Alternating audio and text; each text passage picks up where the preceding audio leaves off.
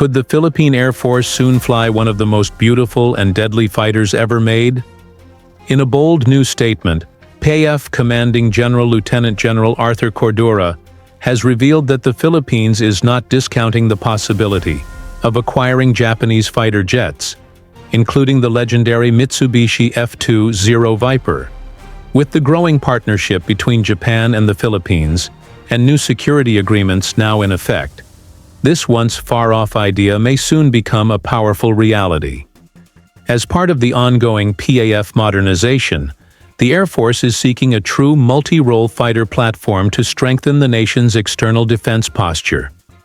Lieutenant General Cordura recently highlighted that the selection of future fighter aircraft will be guided by the comprehensive archipelagic defense concept, a long-term strategic blueprint focused on protecting Philippine territory, especially in the West Philippine Sea.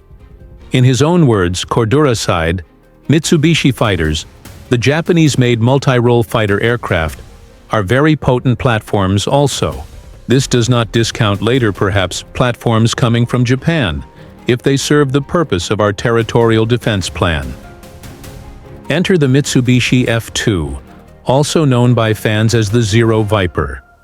Developed jointly by Mitsubishi Heavy Industries and Lockheed Martin, the F-2 is a heavily enhanced version of the F-16 Block 40 Fighting Falcon, but with major upgrades that make it a truly independent Japanese masterpiece.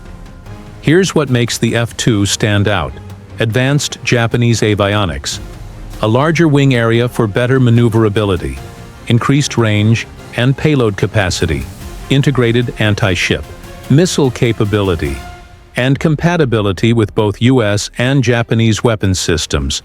From air superiority missions to maritime strike roles, the F-2 is designed to dominate both sea and sky. The timing couldn't be better.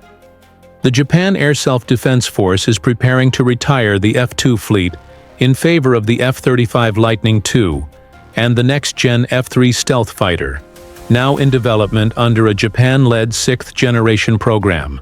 With this transition, Japan may soon have surplus F-2s, and with Tokyo slowly relaxing arms export restrictions, some of these aircraft could become available to allied nations like the Philippines. The recent Reciprocal Access Agreement, RAA, between Japan and the Philippines opens the door for even closer defense cooperation. With the RAA now ratified, there's already talk of JASDF deploying F-2s to Philippine air bases, potentially in Luzon or Palawan. This would give Filipino pilots and personnel first-hand experience observing the F-2 in action and potentially training, alongside Japanese fighter units. Imagine the tactical advantage of learning directly from one of Asia's most advanced air forces and seeing the Viper perform in Philippine skies.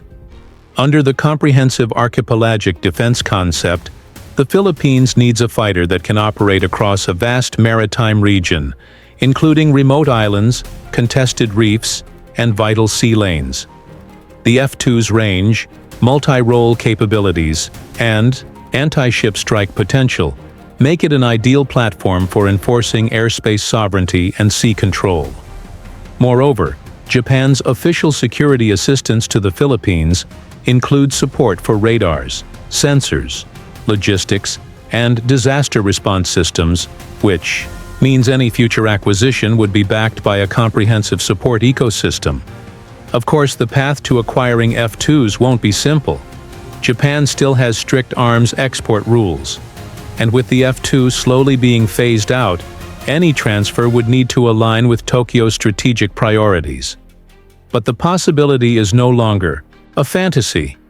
With increasing maritime tensions, stronger defense ties, and Japan's growing role as a regional security partner, the Philippines may eventually become one of the first Southeast Asian countries to operate a Japanese-built fighter.